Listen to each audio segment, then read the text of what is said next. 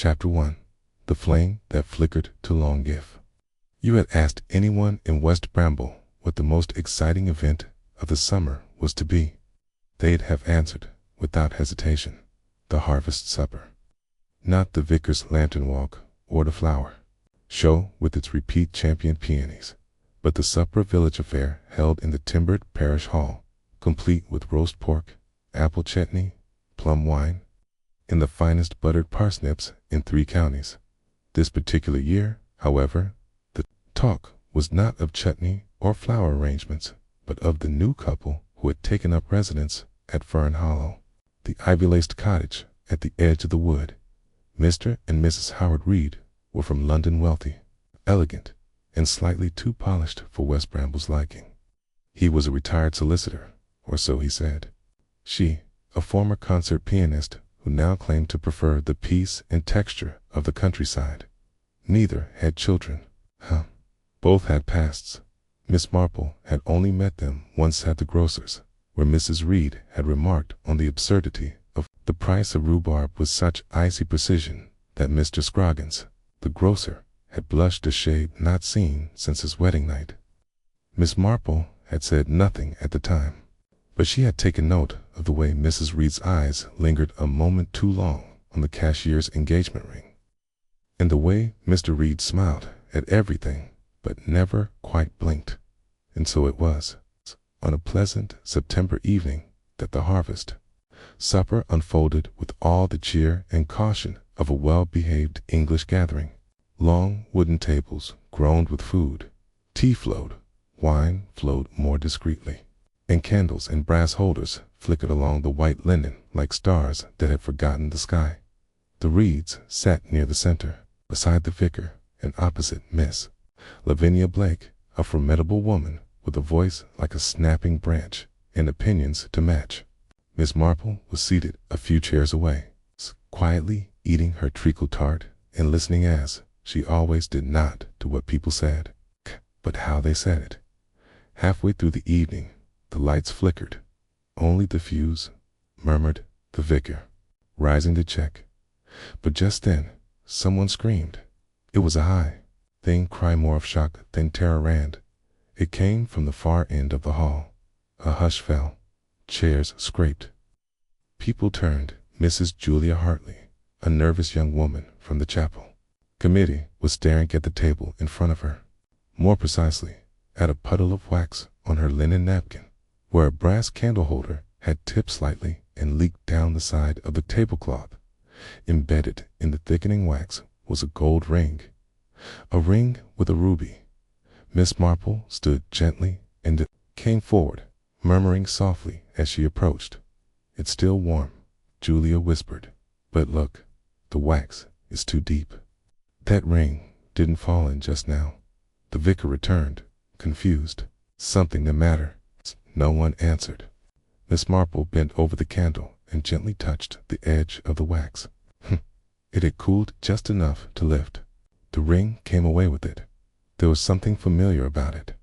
The hall was quiet again, except for the creak of old floorboards as people leaned in.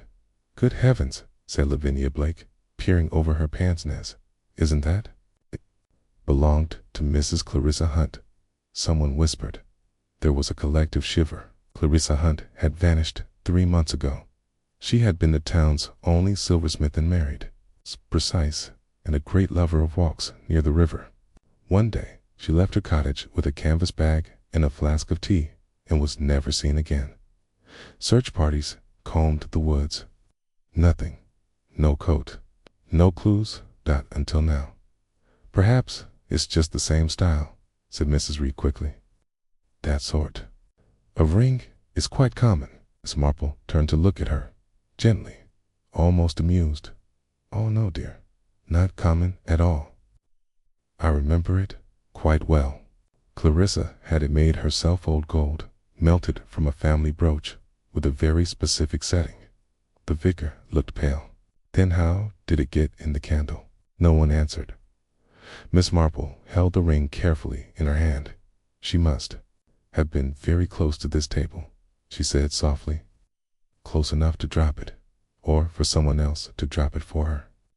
The silence grew heavier now. It was Mr. Reed who finally broke it. "Surely, Miss Marple, this is some bizarre accident. You're not suggesting that Clarissa Hunt—" "I'm not suggesting anything," Miss Marple replied, observing that people don't often leave treasured rings behind, unless they mean to return, or unless they can't. "Julia," Hartley's voice trembled, "but it's been months." Miss Marple looked down at the ring, the wax clinging to its edge like a veil. "Yes," she said softly. "And now, just as the leaves begin to fall, something that was hidden is beginning to melt its way back into view." She glanced at the Reeds, whose expressions had stiffened ever so slightly. The supper resumed, slowly, uncomfortably. People whispered. Someone coughed too loudly. The candle was extinguished, but the evening never recovered its cheer. The ring was handed to the constable before the night was done. It would go to the inspector, but the real investigation had already begun. The glances exchanged, squeaked in the words left unsaid, "K," and in the smallest tremors of guilt that passed unnoticed by most, not by Miss Marple. She folded her napkin and took one last sip of her tea. "Strange," she murmured to herself, "how secrets have a way of surfacing when one least expects them, and usually when there's cake involved." Chapter 2. The village reacts. By the following morning, the entirety of West Bramble knew about the ring, not just that it had been found, but that it had been found in a candle at the harvest supper, and most importantly, in the very table where Mr. and Mrs. Howard Reed had been seated. These details had undergone the usual village embellishments by the time the post arrived. Okay, some said the wax had dripped blood red. Others insisted the ring had belonged to Clarissa Hunt's grandmother, and that it had been cursed for 3 generations. One version even had Miss Marple fainting into the lemon trifle, though she had done nothing of the sort. At the heart of it all, however, was one truth. The ring had belonged to Clarissa Hunt. That much had been confirmed early that morning by Constable Redburn, who had arrived at Miss Marple's cottage just after breakfast with a face the color of curdled cream. "They've taken it to Inspector Mallory at Munchkirk," he said as he stood nervously on her doorstep. "Said, there's no doubt it's hers." "Of course it is," Miss Marple replied, handing him a wrapped scone for the road. There was never any doubt. He hesitated. Do you think it means she's—" But Miss Marple interrupted him with a kind voice. "I think it means she never left West Bramble." By midday, the tea room was at full capacity. Gossip bloomed faster than the marigolds on Mrs. Elmsby's apron. From table to table, the conversation swung between horror, intrigue, and the breathless thrill of being almost involved in something unspeakably serious. "I always thought it strange," said Lavinia Blake, stirring her tea with unnecessary vigor, "how suddenly Clarissa disappeared. People don't simply vanish, not without intention or assistance." "She had no enemies," sniffed Mrs. Pettymore, dabbing her nose with a floral handkerchief. "She was very quiet." "Exactly," Lavinia countered. "Too quiet. You mark my words, quiet people always have the loudest secrets." At a nearby table, Mr. Alec Thornton, the butcher, leaned across his sandwich. "And what about that couple, Reeds? Brand new to the village. They arrived just after she vanished." "Coincidence," murmured the retired schoolmaster. "Mr. Elkins, or cover." Mrs. Maple, behind the counter, sighed audibly. It's a wonder the poor woman wasn't done away with sooner. She never smiled at a single soul. Miss Marple, seated near the window, sipped her tea quietly. It was remarkable how freely people speculated when they believed themselves removed from danger. No one considered that Clarissa Hunt's disappearance could involve someone they knew, someone who bought their bread, sat in the same pew, or borrowed the same gardening books from the library. She watched as the Reeds passed outside the tea room, walking stiffly toward the green. Mrs. Reed's head was bowed, her gloved hands clutched tightly around a pale purse. Mr. Reed moved with deliberate calm, but, even from a distance, one could see the tension in his jaw. They did not enter the shop. They did not wave at that. Miss Marple thought was interesting. She waited until the bell above the door rang once again, and the room began to empty. Then made her way to the library. It was there, tucked between shelves of donated paperbacks and back issues of Country Living, that Clarissa Hunt had volunteered most afternoons, filing, sorting, and managing with quiet precision. The librarian, Miss Avery, greeted her with a nervous smile. "I heard you found the ring," she whispered, as if the books themselves might hear. "I didn't find it," Miss Marple corrected gently. "It found its way to the surface, as things often do." Miss Avery's eyes darted around. "She was just here last week. It feels always so tidy, so exact." "Did she ever mention anyone bothering her, visiting her more often than usual?" Miss Avery frowned. "No, but she'd been in a mood those last few weeks, kept muttering about a disagreement over a commission, something she wasn't willing to finish. She never said who." Miss Marple nodded, her mind quietly placing that piece where it belonged. She scanned the shelves behind the desk. One file folder stuck out slightly from the other's dull green one, with Clarissa Hunt's handwriting along the spine. "Special orders, 1940s replicas."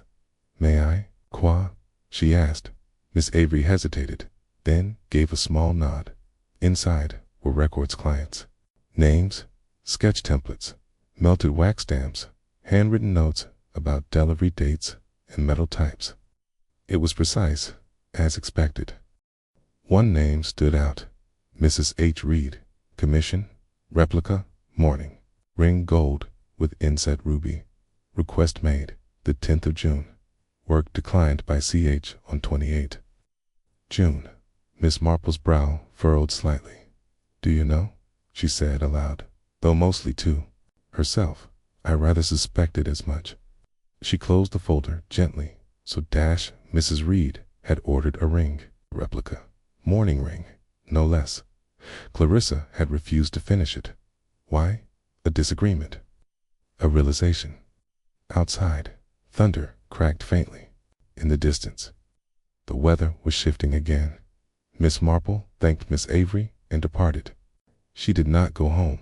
Instead, she walked across the village green to the bench beneath the copper beech, where Mrs. Clarissa Hunt used to sit every Wednesday at noon with a brown paper bag of seed cake and a flask of weak tea. The Reeds were there, seated as if summoned by routine rather than decision. Mrs. Reed's posture was rigid. Mr. Reed looked away as Miss Marple approached. "May I?" she asked. Neither said no. She sat down quietly, folding her gloved hands in her lap. "It's difficult, isn't it?" she said softly, "when something buried starts to rise again. Candle wax is curious like that. It preserves, but it also reveals." Mrs. Reed swallowed. "Do you think we had something to do with it?" "I never think anything," said Miss Marple gently. "I only notice." She turned to Mr. Reed.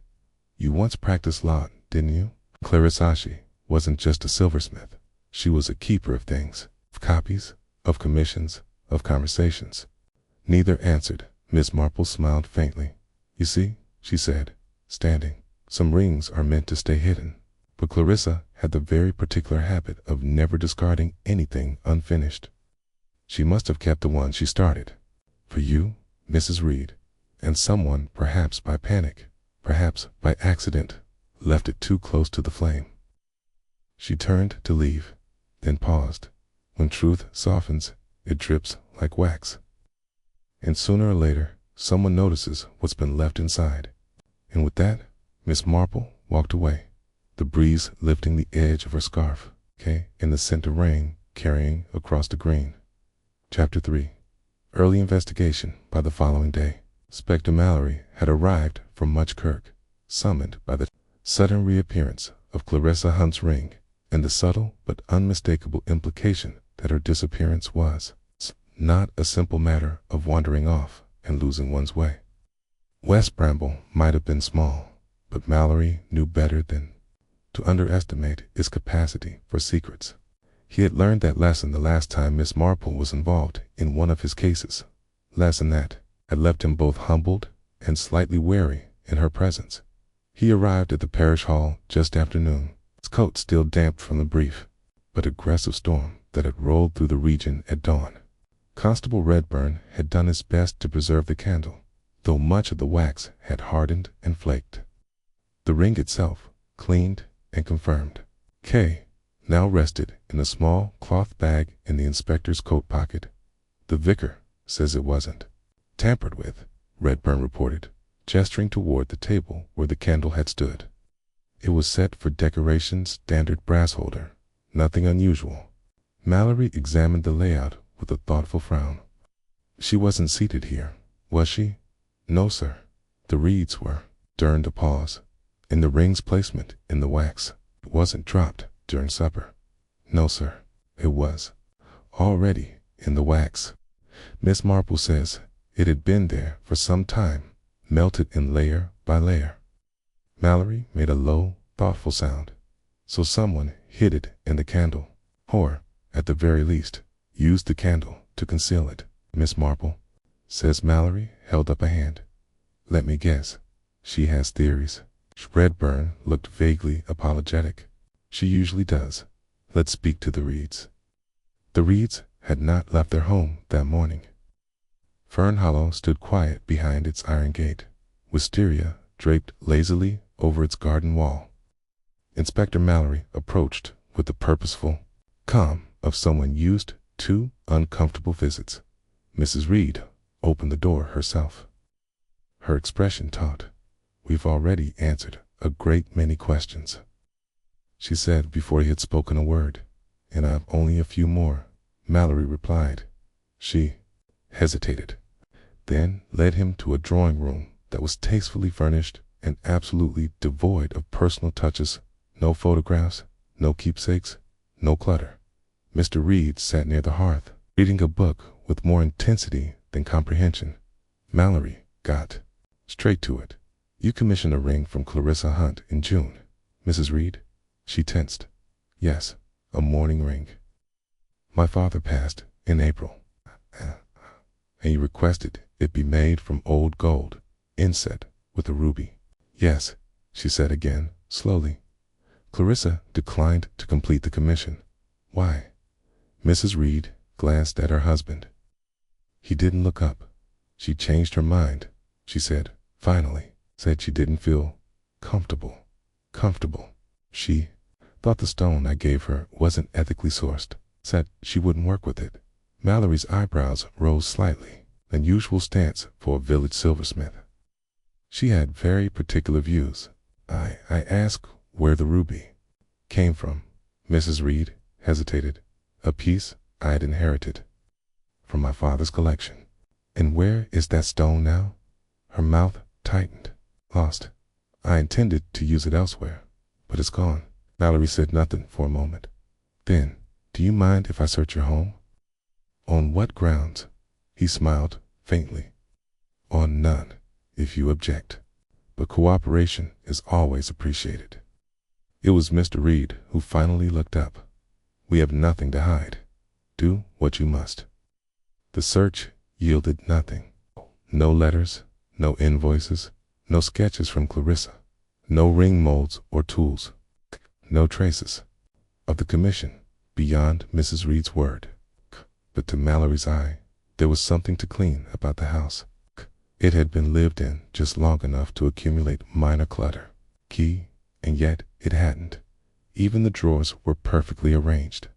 There was no sign of a life interrupted, in life constructed. He left them at sunset, the air crisp with autumn, and the shadows lengthening across the lawn. Back in the village square, Miss Marple stood quietly in the churchyard, her eyes resting on a bench beneath the elder tree. Clarissa had sat there often after library hours, watching the school children race by. Never smiling, but never entirely withdrawn. Miss Marple remembered a particular afternoon Clarissa had been humming to herself and polishing a small pendant with a cloth. When Miss Marple passed, Clarissa had quickly pocketed it and turned away. She hadn't thought much of it at the time. Now she wondered. The church bell chimed 6 times. Footsteps approached Constable Redburn, looking flustered. "Inspector." Mallory spoke with the Reeds. He said, "Didn't find anything. No ring, no sketch, no tools." Miss Marple nodded. "Huh, but they confirmed the commission." "That's something, isn't it?" she murmured. Redburn frowned. "You think she was killed over a ring?" "No," Miss Marple replied. "Okay, I think the ring is merely the last visible thread. Key, pull it, and the whole garment unravels." She turned to leave, then paused. "You should check the old well behind Clarissa's cottage," she said softly. "The one half hidden by ivy. People tend to overlook it. I expect something is waiting there." Redburn blinked. "You expect something?" Miss Marple gave him a warm smile. "Yes, dear. Usually I'm right." It's a well behind Clarissa. Hunt's cottage hadn't been used in years. It was sealed with a wooden lid that had warped with time and sagged in the middle. When Constable Redburn pried it open, the smell of damp moss and old stone rose into the air. He peered down with a torch, and there, beneath the surface of the water, something gleamed faintly by morning. The object had been retrieved, a pendant, gold, slightly tarnished, inset with a single ruby. Its design matched Clarissa's style perfectly. So did the initials etched into the back, H.R. Howard. Read. Chapter 4. First suspects the pendant was still damp when Inspector Mallory laid it on the evidence cloth in the vicarage meeting room. A modest space hurriedly turned into a command post for the unfolding investigation. Rain pattered lightly on the window panes. The etched initials H.R. caught the light with an almost insolent gleam. "Howard Reed," said Mallory, his voice measured. "So, either Clarissa Hunt stole this from him and hid it in her well, or it was disposed of, offered." Miss Marple softly, seated across from him, deliberately, in water, no less, the one element that doesn't burn. Mallory grunted. "You're not ruling out the Reeds, then?" "I'm ruling nothing out, Inspector. But I'm interested in why Mrs. Reed said the ruby had been lost when clearly it had not, unless she didn't know." Miss Marple stirred her tea. "Do you believe she didn't?" The inspector didn't answer. Howard Reed was summoned that afternoon, not under arrest, but under scrutiny. He arrived alone, dressed impeccably, his raincoat folded neatly over one arm. He looked more composed than expected, though the pulse in his temple gave him away. "Do you recognize this?" Mallory asked, sliding the pendant forward. Reed didn't touch it. He studied it for a moment, then gave a small, measured nod. "Yes, it was mine. Lost, stolen," he corrected. "I noticed it missing in June, shortly after we arrived, a day. And you didn't report it?" He gave a short, humorless smile. "Would you?" The local constable already looked at us sideways for moving in just after a disappearance. I didn't want to feed speculation. Mallory's gaze didn't waver. "Did your wife know it was missing?" "She assumed I had packed it poorly, or misplaced it. I didn't press the issue." "You were aware that Clarissa Hunt once had it?" That caught him off guard. A pause. Then, "No, we found it in her well." Reed's eyes narrowed. "Then she did steal it." Miss Marple, quiet until now, looked up. "Or someone placed it there to make it appear that way." Reed turned to her. "Sup?" "Oh, so you believe that person was me?" "I believe people are rarely as precise in real life as they are in theory," she said mildly. "And yet you are very precise, Mr. Reed. You strike me as the sort who does not lose things often, or forgive. It's when they're taken." He said nothing. Mallory leaned back. "We know your wife commissioned a ring from Clarissa using this very stone." Reed's gaze tightened. "That was her business. I had no part in it. Did you ever visit Clarissa's workshop? No. Mallory reached into the file. We've recovered several sketches of mourning jewelry from Clarissa's things.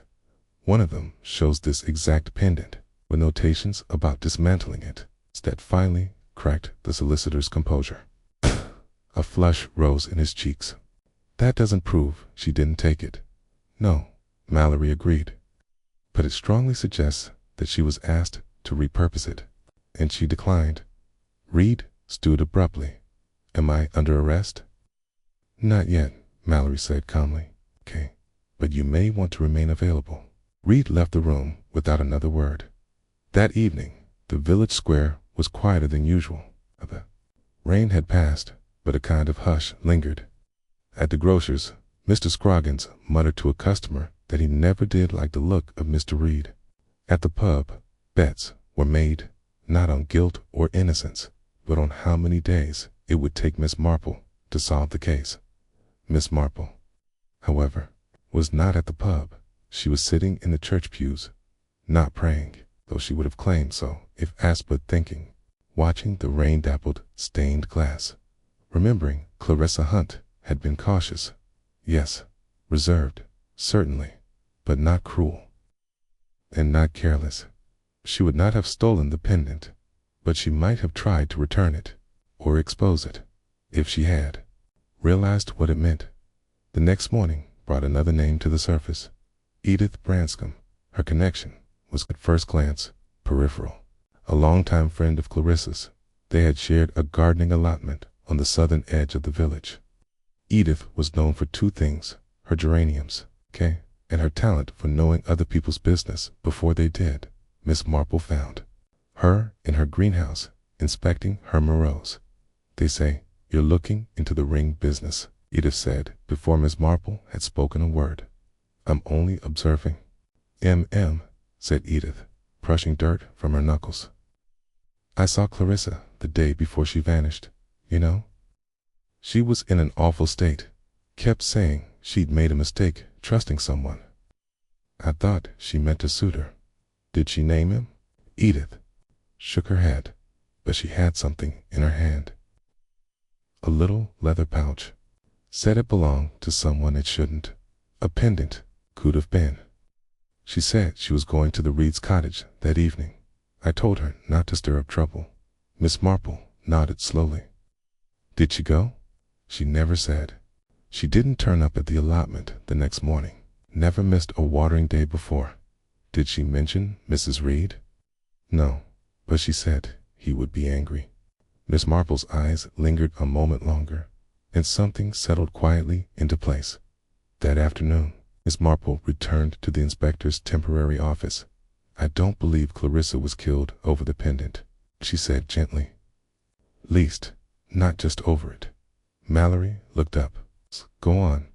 She discovered something perhaps about its origin, or about what it meant. I suspect she confronted Howard Reed, likely in private. He was a solicitor once. Men like that prefer control. A confrontation, a panic, an accident perhaps, but one followed by calculation. The ring buried in the wax, the pendant hidden in the well. All that came after. Mallory frowned. Why hide the pendant and not destroy it? 'Cause he couldn't, Miss Marple said softly. Some part of him, pride, sentiment, vanity, wouldn't allow it. He may have loathed what it cost him, but he couldn't bear to destroy it completely. Mallory was quiet for a moment, then nodded. Then we'll search the garden at Fern Hollow, and the woods behind it. Miss Marple stood. And the lilies, she said, behind the old bench near the cedar tree. Clarissa always loved that spot.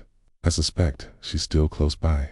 She walked out into the golden afternoon light, her cane tapping gently on the stones. The village watched. It always did. Chapter 5. Hidden clue was Constable Redburn, who found her. The lilies behind the bench near the cedar tree had grown unusually thick for late September, their stems heavy with water and their heads drooping in a strange, solemn hush. Miss Marple had passed them many times before, often noting how Clarissa Hunt lingered there on warm afternoons. her shoes planted just so, her flask tucked beneath the bench, her gaze fixed on the patch of earth as though guarding something. When Redburn cleared the flowers gently, almost reverently, he revealed a circle of disturbed soil, packed firmer than the surrounding ground and darker, too. It had been flattened deliberately, the way one treads down a shallow grave. The inspector was summoned, with spade and gloves. He and Redburn worked in silence until a dull thud rang out beneath the spade.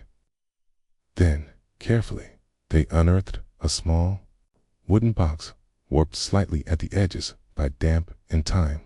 Inside, Clarissa Hunt's silver appointment book, a half-used candle, and a black velvet pouch containing not one, but 2 rings, both gold, both inset with rubies. One, unmistakably, the commission requested by Mrs. Reed. The other, older, worn at the band. Its design simpler, but the ruby identical in cut and color. Etched into its inner curve were faint initials. C.H. Miss Marple, who had been standing quietly nearby, said nothing.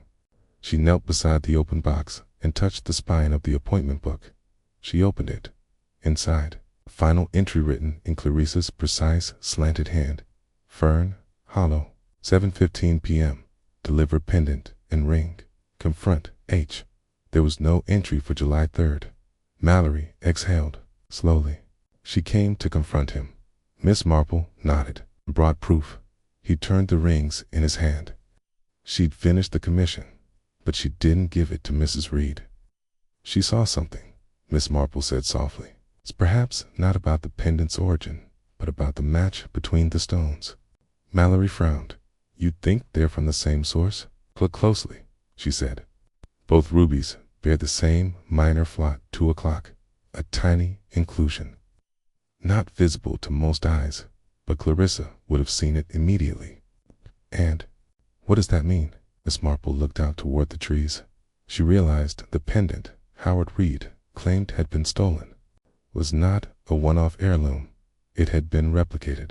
All had a twin. Mallory raised an eyebrow. And perhaps she suspected that the Reeds had used her skills commissioned her under a false pretense to replace a real ruby with a replica. Perhaps the original ruby had been switched or smuggled or stolen from someone else.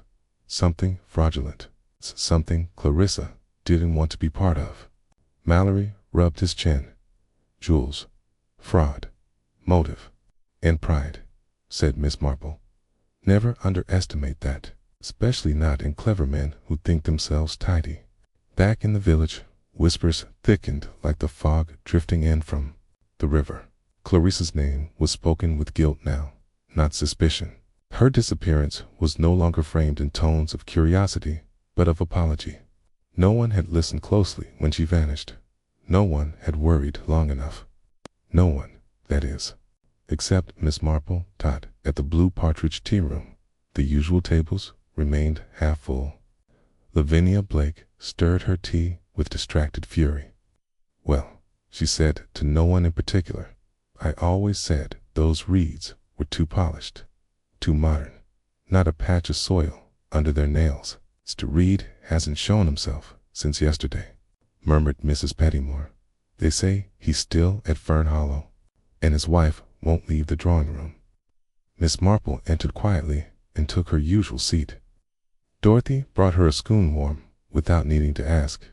You've heard, of course, Dorothy said in a hushed voice.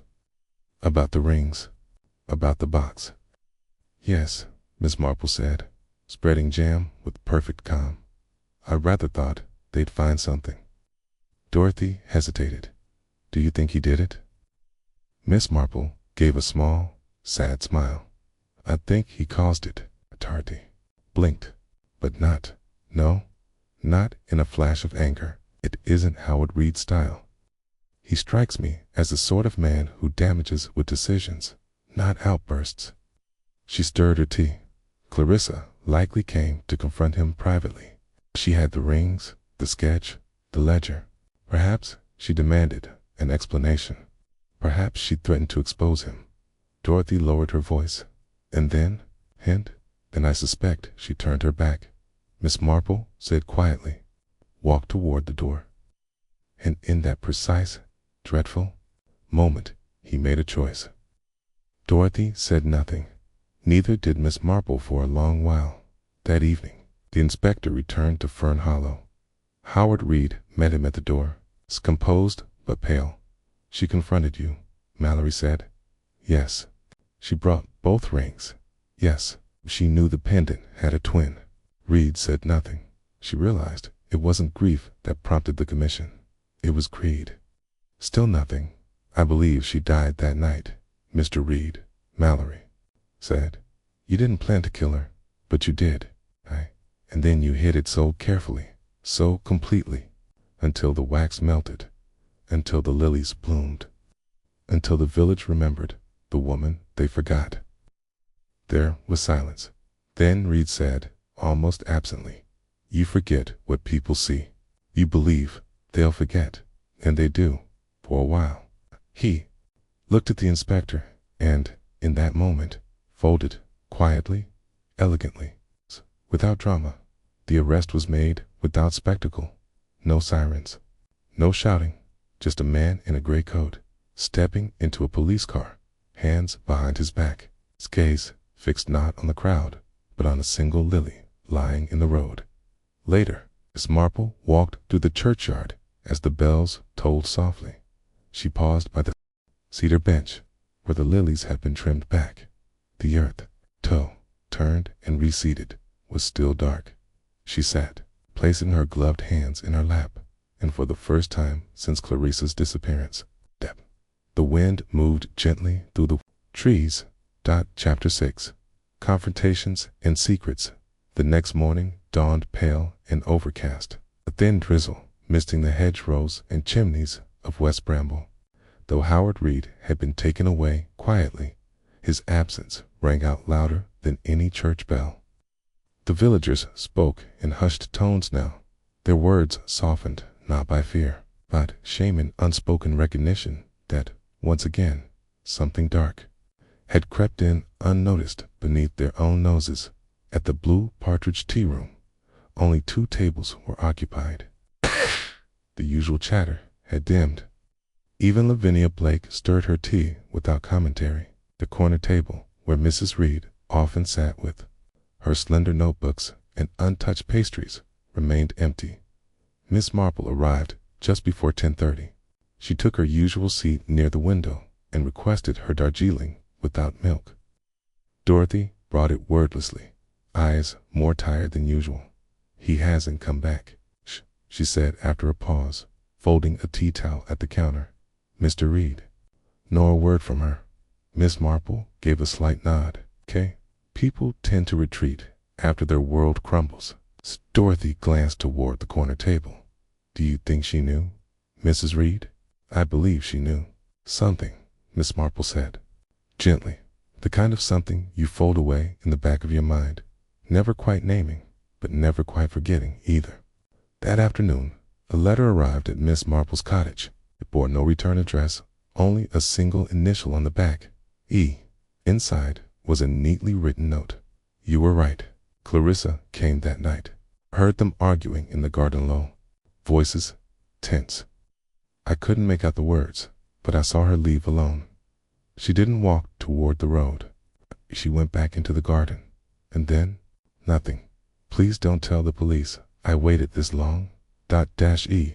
Miss Marple didn't need to guess the sender. Edith Branscombe. She found Edith later that day, tending her prized geraniums in the allotment behind the library. The soil was dark and rich, recently turned. Edith didn't look up as Miss Marple approached. I imagine, Miss Marple began. It must be difficult hearing something, saying nothing. Edith straightened, wiping her hands on her apron. You don't need to say it, Jane. I should have spoken sooner. I'm not here to judge, Miss Marple replied. Only to understand. Edith sighed. I didn't think it mattered. Not at first. I mean, Clarissa was always so private. If she wanted something known, she'd say it. But when she vanished, You thought it would resolve itself. I thought it was a quarrel. Edith said that she left angry, perhaps to teach him a lesson. Or she faltered, then added, or maybe she discovered something awful and decided to disappear. Miss Marple waited. She knew not to fill silences too quickly. Silence was a space people often felt compelled to explain. He wasn't likable, Edith continued, but he wasn't violent, least not in the way one expects. No, Miss Marple agreed softly. He was careful, exact, but desperation makes even the most orderly men foolish. Edith finally looked up. Do you think she knew he'd hurt her? I think she knew he was hiding something, and that she believed herself safe because truth on its own rarely kills. But ego now, that's another matter entirely. Later that day, Inspector Mallory stopped by Miss Marple's cottage, removing his hat as she opened the door. She left, he said simply. Mrs. Reed, quietly, early this morning. Where to? We don't know. Solicitor says she arranged a transfer of property rights to her maiden name. No forwarding address, no statement. Miss Marple nodded, unsurprised. She loved him, Mallory added, and she feared him. A potent combination. More common than you'd think. Miss Marple murmured. He stood for a moment, then asked, do you think she helped hide the body? No, said Miss Marple. She didn't need to. She only needed to not ask questions. Silence is its own form of complicity, Inspector. He nodded grimly. One more thing, he said. We found a second Ledger Clarice's, buried beneath loose floorboards in her workshop. It lists all her commissions over the last 5 years. It's made duplicates more often than anyone realized, always for people who asked just a little too eagerly. She kept a record, safeguard, Miss Marple said, and possibly a motive. She knew too much, she added, and tried to hold it all with grace. That evening, Miss Marple visited the church alone. The stone bench beneath the cedar tree had been scrubbed clean, the lilies trimmed, and a small cluster of white flowers placed quietly at its foot. No name, no plaque, just remembrance. She sat there a while, hands in her lap, watching the last of the afternoon light drift through the stained glass windows. Villagers passed now and again, some pausing to nod, others pretending not to see her. But Miss Marple wasn't watching them. She was remembering Clarissa, not as a victim, but as a woman who saw too much and chose to speak anyway. Left behind, not just silence, but a trail of truths others had to follow. Later, at home, Miss Marple wrote a short letter to the County Historical Society. She enclosed a copy of Clarissa Hunt's second ledger and suggested that someone, someday, might compile her designs into a proper archive. She was, Miss Marple noted in her final line, a quiet keeper of the truth, and the village would do well not to forget that. Then she folded the paper, placed it in an envelope, and set it beside the kettle. Outside, dusk gathered. The village settled, but the candles, when lit, burned clean. No wax dripped where it shouldn't, and no rings waited to be found. Chapter 7. Another twisted was the morning after the letter to the Historical Society had been sent, and Miss Marple was enjoying a rare moment of sunshine on her garden bench, her knitting needles clicking softly beneath the buzz of bees. West Bramble, for all its recent sorrows, had begun to move, and as villages do.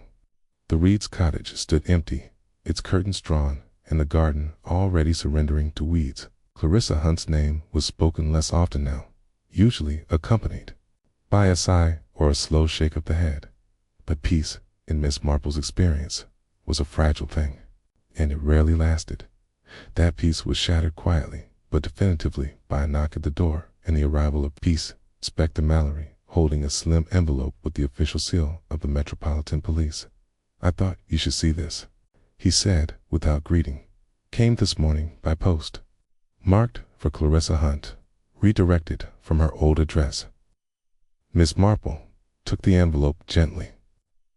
The handwriting was precise. The sender's name, Amelia Darrow, solicitor, London. She opened it and began to read. The inspector waited in silence. Inside was a simple letter, dated 3 months earlier. Dear Miss Hunt, as per your request, I have reviewed the provenance documents attached to the real estate items you provided. You were quite right to be suspicious. The ruby listed as an heirloom in the certificate you copied was recorded as part of a civil estate matter 5 years ago, was legally designated for auction by probate court. Any private ownership of such a gem would be, frankly, illegal. I advise you to contact the proper authorities immediately. Do let me know how you wish to proceed. I remain at your service. Yours sincerely, Amelia Darrow. Miss Marple's fingers paused on the paper. She knew, she whispered. Clarissa knew the ruby was stolen property, not a family stone at all. Mallory nodded grimly and was preparing to act. Miss Marple looked up and knew she had this. Must have. She likely confronted him with it the night she disappeared. But why buried the letter? Miss Marple mused. Why not destroy it outright? Mallory considered. Perhaps he didn't find it. Perhaps he hesitated. Someone else took it before he could. Miss Marple's eyes flickered. Later that afternoon, Miss Marple walked slowly to the library, where Miss Avery sat dusting the history shelves with more precision than enthusiasm. The librarian straightened as she entered. I heard something's surfaced again, she said. Something from London. Candie, said Miss Marple gently. Clarissa had a solicitor in London confirmed the ruby was unlawfully obtained. The letter arrived today. Miss Avery looked faintly startled. That explains it then. Explains what? She hesitated.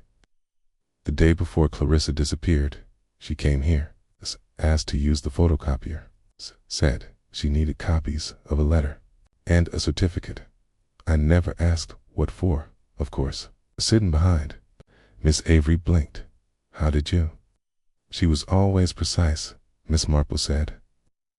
She would never misplace a letter unless interrupted. Miss Avery walked to the front desk and opened a drawer.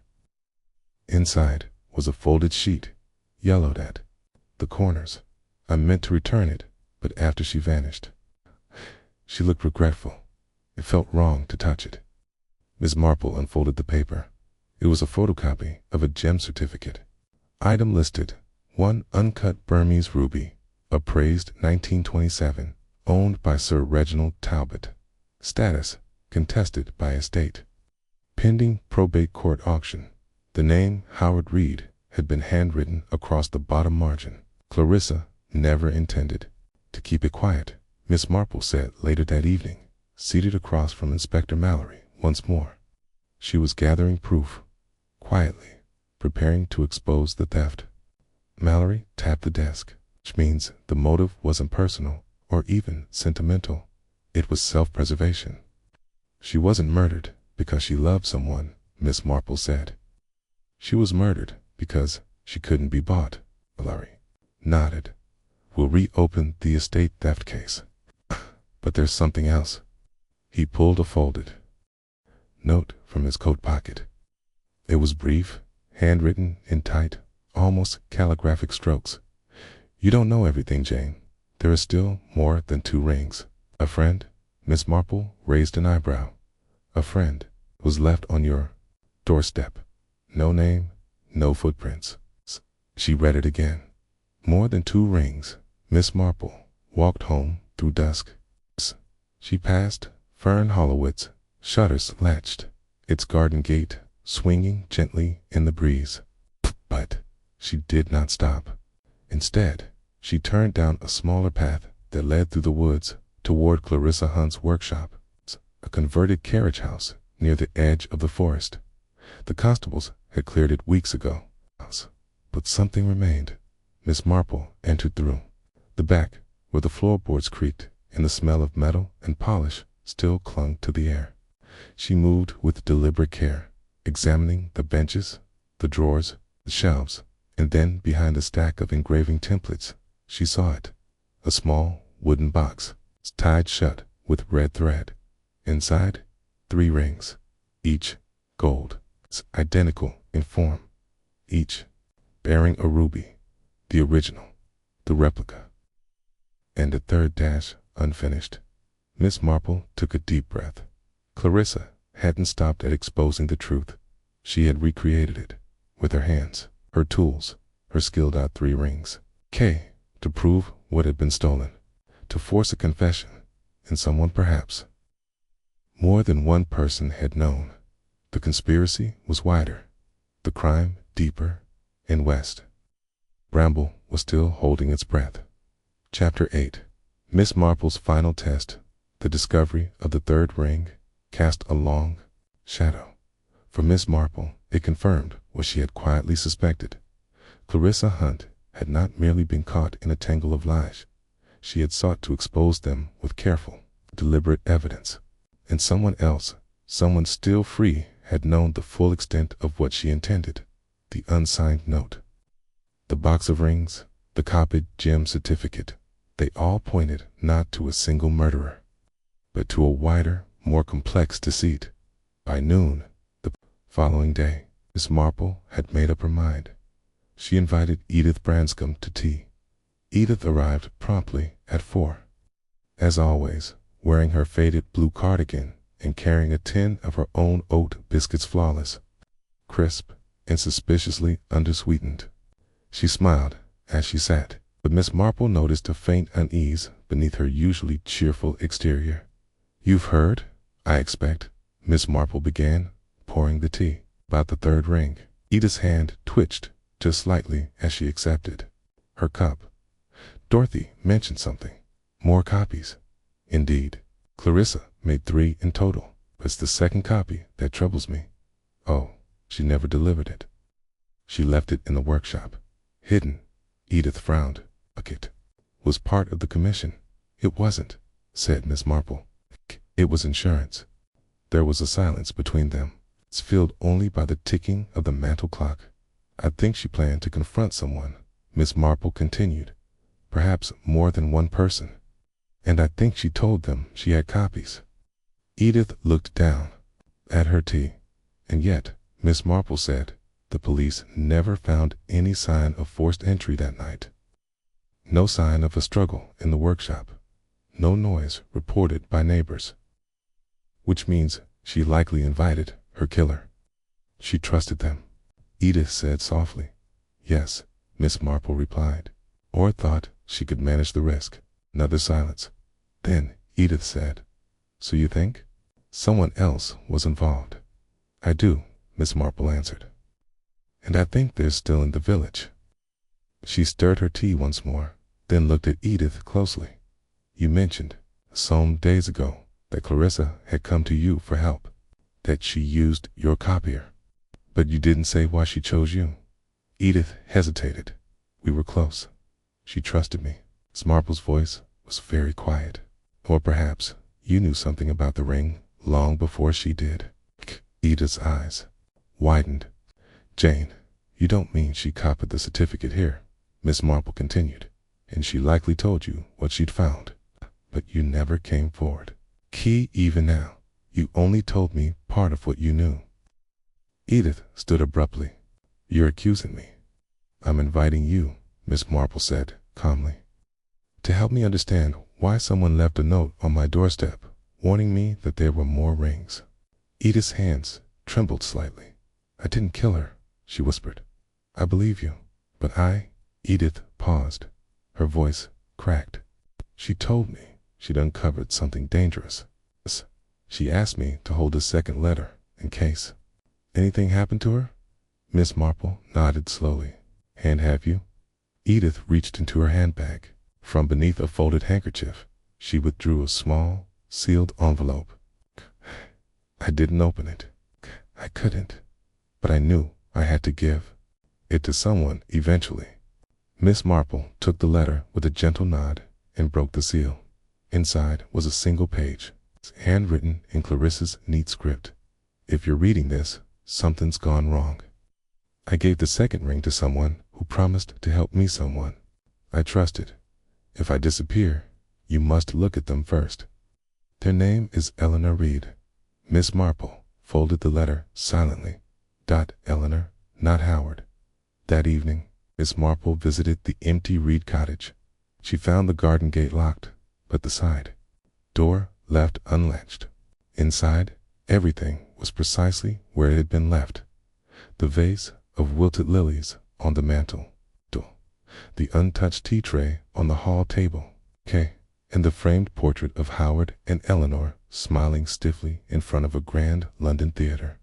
Miss Marple walked to the study. There, in the lower drawer, she found a small velvet pouch. Inside was the second ring, the copy Clarissa had entrusted to Eleanor. Miss Marple closed her eyes for a moment. She had hoped, however, faintly, that Eleanor's absence had meant ignorance or grief. But this ring proved otherwise.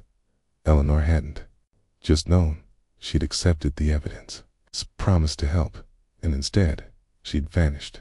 The next morning, Miss Marple returned to Inspector Mallory with the pouch, the letter, and a clear theory.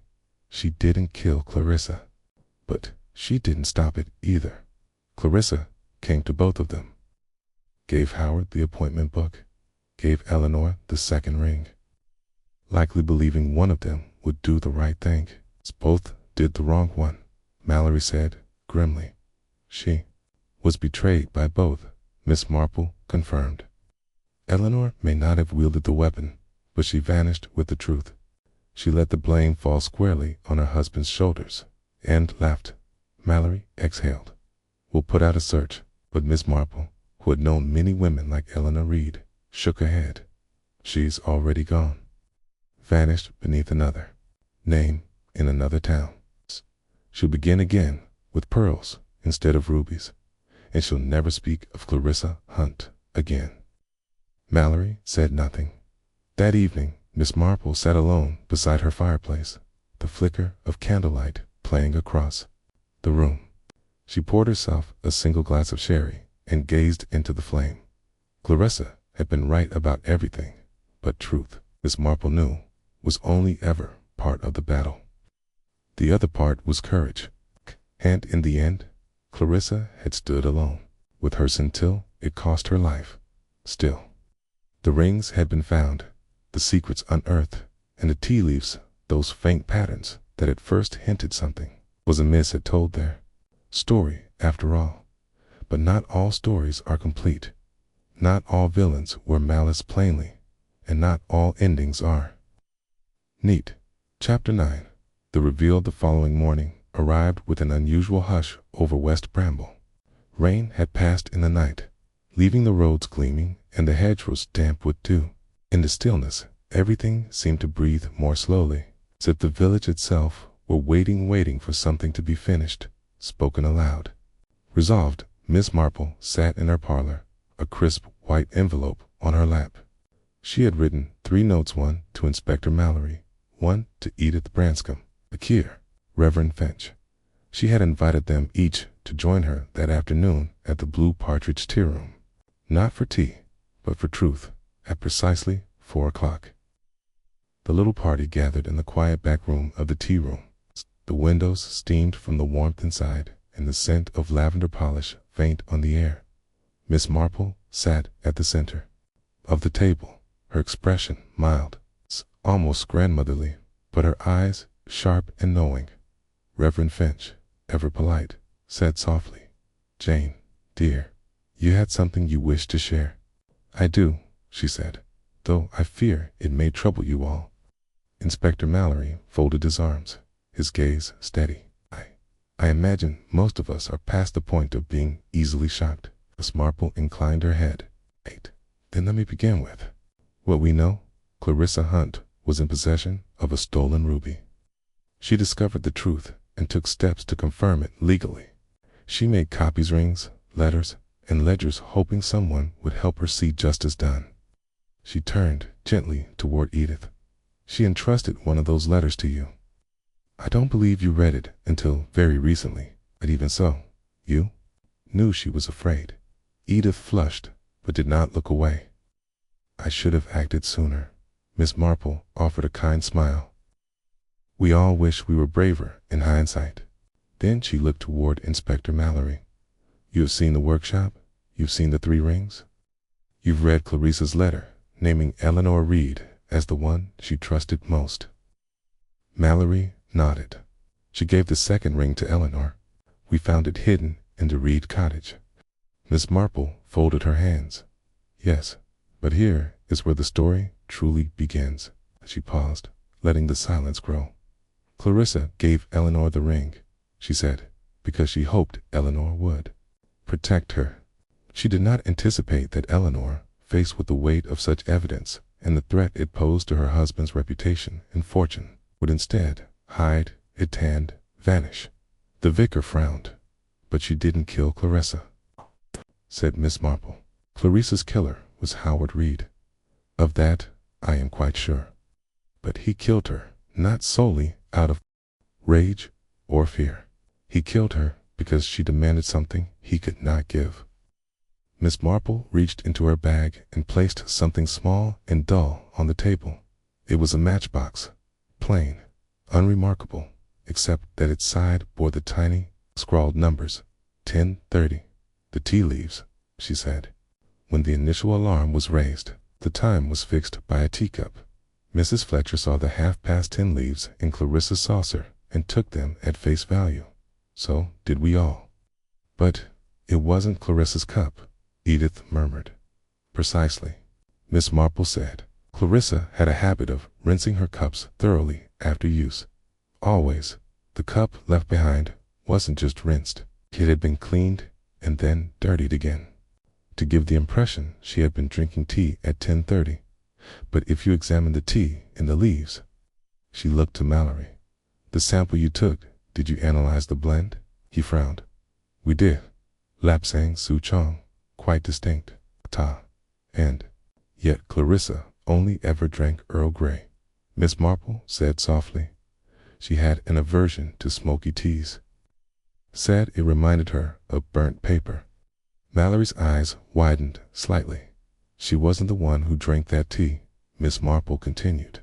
"It was prepared to mislead us. And there's only one person who consistently drank Lapsang Souchong in this village." "Howard Reed," Mallory said grimly. "Yes," Miss Marple nodded. "Tea planted the cup, staged the scene.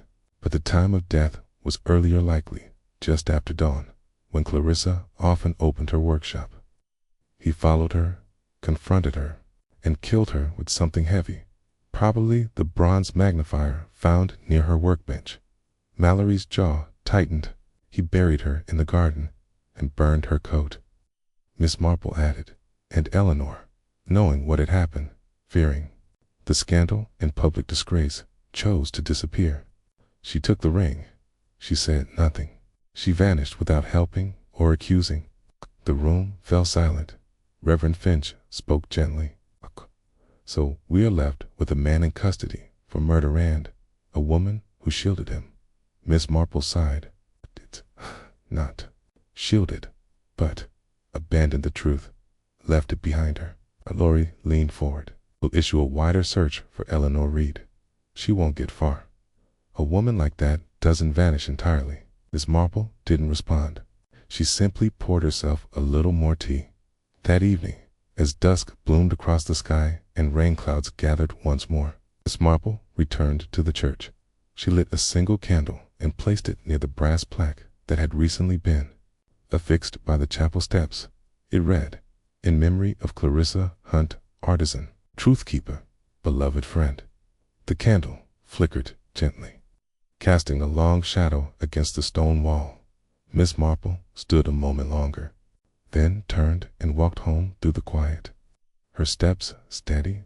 Justice had come not all at once, not perfectly, but enough to let the village rest again, and enough to remind her once more that even the smallest clues, tea leaves, a hidden letter, the habits of an unassuming woman, could illuminate the darkest truths, if only one knew where to look.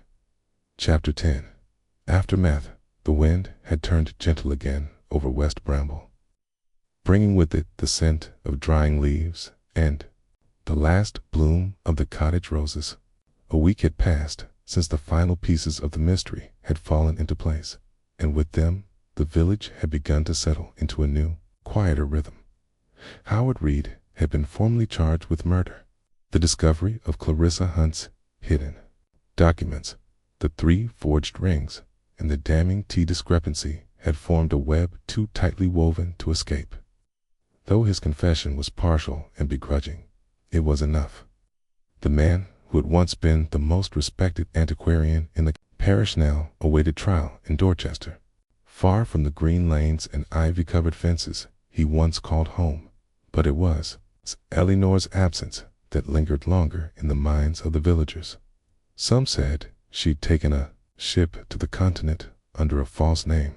Others believed she'd gone north to live with a distant cousin, too ashamed to return. There were even murmurs that she was still in West Bramble, hiding in plain sight among them. Miss Marple, for her part, said nothing, not because she didn't know, but because she did. On a warm Friday morning, Miss Marple received a parcel. It was wrapped in brown paper and string, addressed in precise anonymous script, Miss Jane Marple, Mary Mead, Somerset. Inside, she found no letter, only a small, neatly carved wooden box. Within it lay the final ring, the third and unfinished ruby ring, now fully polished, engraved faintly inside with one word, Veritas, truth. Miss Marple turned it slowly in her fingers. The red gem shimmered, flawless and whole. Not a forgery, but a symbol, a quiet confession, a farewell. Later that day, she visited Clarissa Hunt's former workshop, which had since been locked and shuttered by the local council. The key now hung from the village records office, but Miss Marple had one of her own, lent discreetly by the vicar, who knew better than to ask questions when Miss Marple requested access to matters of the heart. She entered alone. The scent of metal and beeswax still hung faintly in the air. The table was as Clarissa had left it, minus the tools taken for evidence. In the far corner, her sketchbooks remained untouched. Miss Marple ran a gloved hand over one soft charcoal drawings of ring designs, delicate chain links, the etched back of a brooch bearing a moth-inflamed dot. She opened the final page. There, drawn with a steady hand, was a 4th ring, different from the rest. This one bore no ruby, no flourish, no gem, only a flat circle with a single line etched through the center. Beneath it, Clarissa had written, "For the one who chooses silence." Let her carry it until she speaks again. Miss Marple closed the book gently. There would be no more speaking. But silence, too, had its language. The following Sunday, after service, the village gathered at the green for a small dedication. A new plaque had been placed beneath the yew tree at the church's edge, arranged by Edith Branscombe and paid for quietly by an anonymous donor. It read, "To Clarissa Hunt, who lived by craft and conscience, and whose truth, though buried, could not be silenced." The vicar gave a few words, nothing flowery.